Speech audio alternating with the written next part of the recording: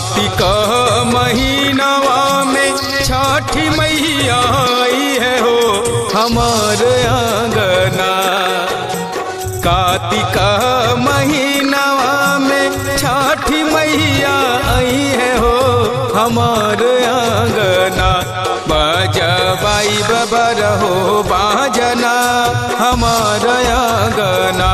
बजबाई बबर हो बाजना हमारा आंगना।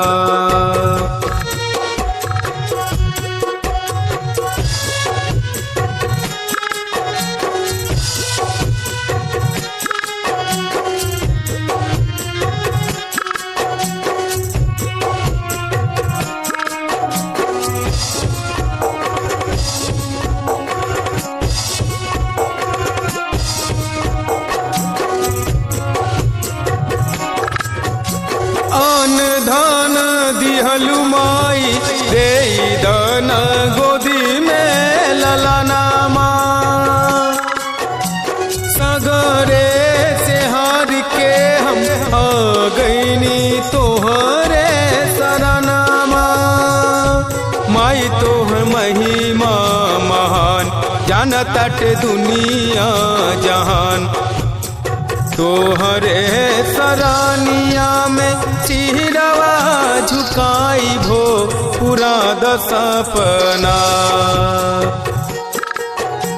तोहरे सरानिया में सिरवा झुकाई भो पूरा सपना।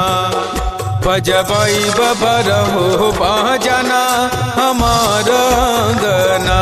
बजबाई बबर हो बाजना हमारा आंगना।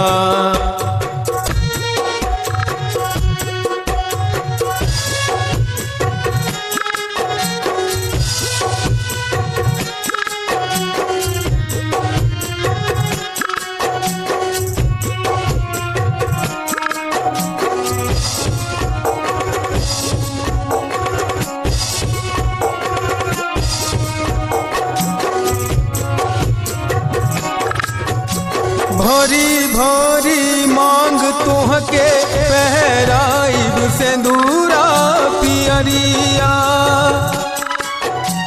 बेदी बनवाइब हम सजाइब ओह पे दिया ना दियरिया।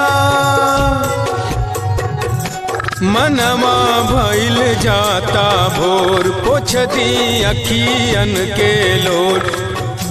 गंगा जी के पानिया से पौआ पखार भो पूरा सपना। बजबाई बबर हो बाजना हमारा आंगना। बजबाई बबर हो बाजना हमारा आंगना।